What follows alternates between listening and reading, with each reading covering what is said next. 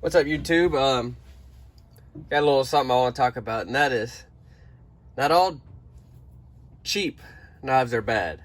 A lot of times when you hear the word cheap, it kind of brings the image up of inferior or subpar, or you get what I'm saying. But I got a couple examples here. Just because it's cheap doesn't mean it's bad. I guess I'll start kind of with this cheapest one, and that's just the OZARK Trail knife. I'm not trying to say this is a good, like something like this is a good knife. It's better than a lot of stuff you get at gas stations. Get what I'm saying here. It's G10 that I've seen on forums, like blade forums. This 3CR13, probably better than the pot metal that's made M-Tech knives so infamously bad. It don't really flip, but not an awful knife. I mean, it's not a good knife. I wouldn't carry it, but it's not. Even this, you can get a USA made knife like this, the Buck Bantam series.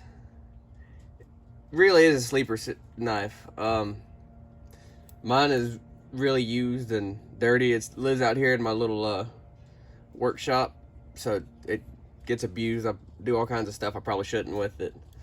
But something like this, you can find this knife series for under 20 bucks sometimes. Just because, like I'm saying, just because it's cheap doesn't mean it's bad. For under 20 bucks, it's made in the US. You get Bucks 420 HC steel. That's heat treated by Paul Bose. That's a pretty good deal, because their 420 is at least the best 420 on the market. I don't really see many people talk about these knives. Yeah, you got kind of an FRN style handle. Yeah, it's only tip down carry. And it looks kind of goofy. I'm trying to get the angle right here. That's how much of it's riding above your pants. It looks kind of goofy. But I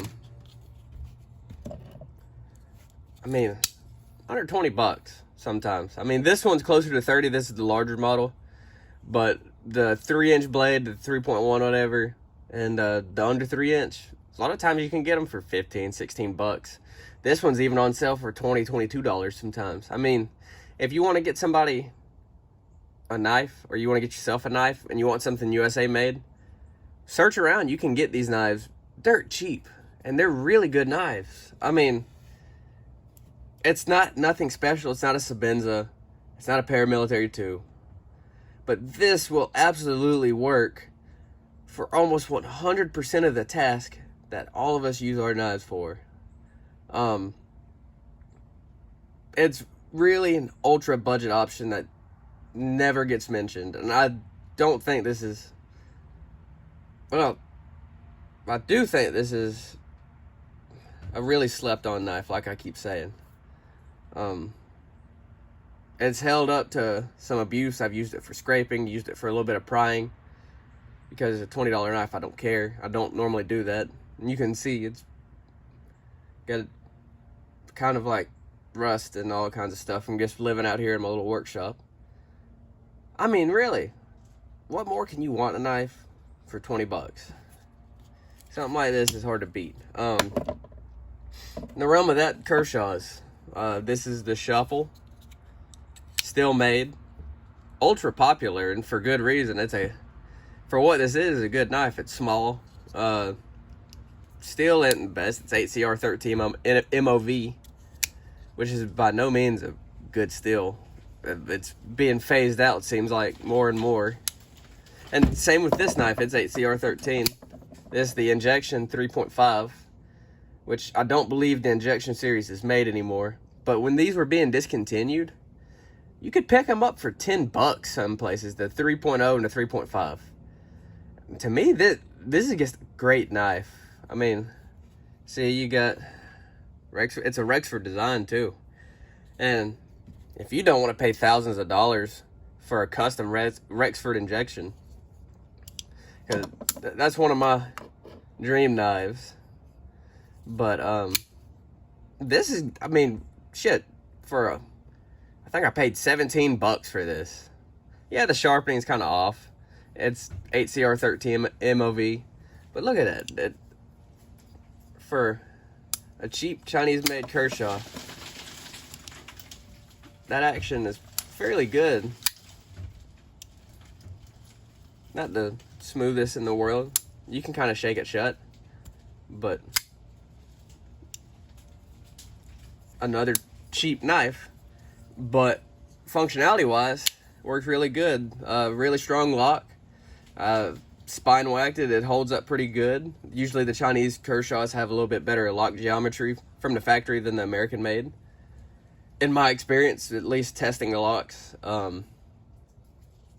Decent clip. It's G10, not FRN. It's not the lightest thing in the world, but it's not super heavy either. I mean, what more can you ask for? And again, I'm not saying that these are the knives you need to run out and buy, but I'm also saying you don't need a discounted knife just because it's cheap, like Opinel. I don't really got to say anything about these. This one's kind of, I've done a lot to it, as you can see. Still razor sharp, still works good.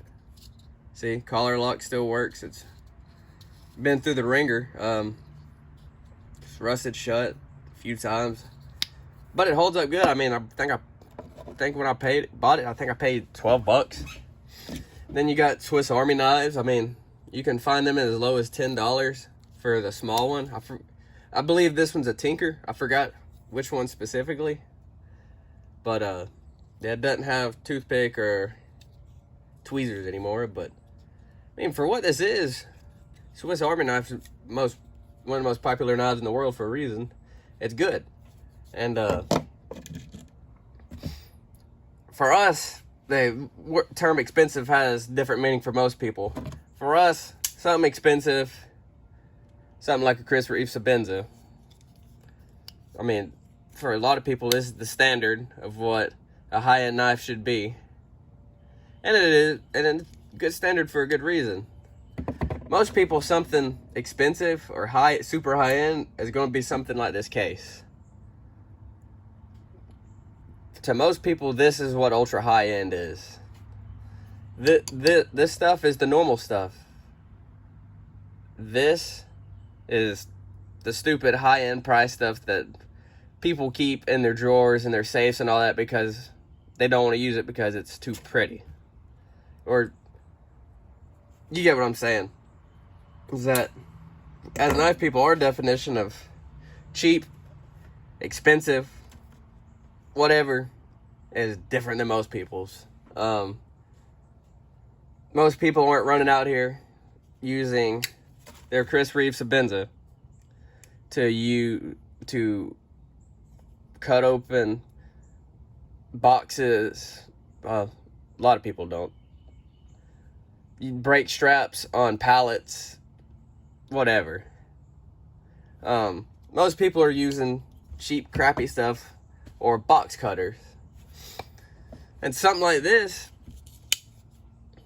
is right up most people's alley. Something $20, something $30 at the most. And a lot of times they're buying them cheaply. And honestly, it works for most people.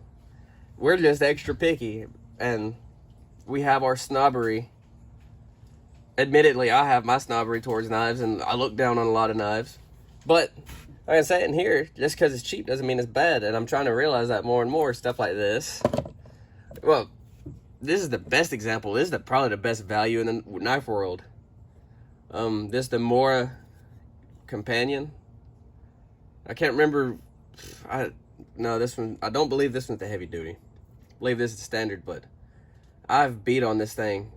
A lot of times when I go camping, I use this more than I do anything else. I've used it for cooking. I've even used it stirring up eggs in a pot while cooking. Well, while camping, while cooking. You get what I'm saying. But I think I paid like $11, $13 something for this 4 or 5 years ago. And it's held up to all the abuse and all kinds of stuff I've thrown at it. And I prefer it more than I do some more expensive knives. I prefer it over a couple of custom fixed blades I have, over the SEs I have, over the tops I have.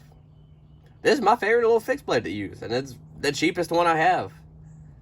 And it's just an example of just because it's cheap doesn't mean it's bad. Sometimes cheap is good. Sometimes cheap works. Sometimes it's cheap because they've mastered the way to make it profitable to them, yet affordable to the consumer. And there's a reason these things have been made for a long, long time. It's cheap and it works.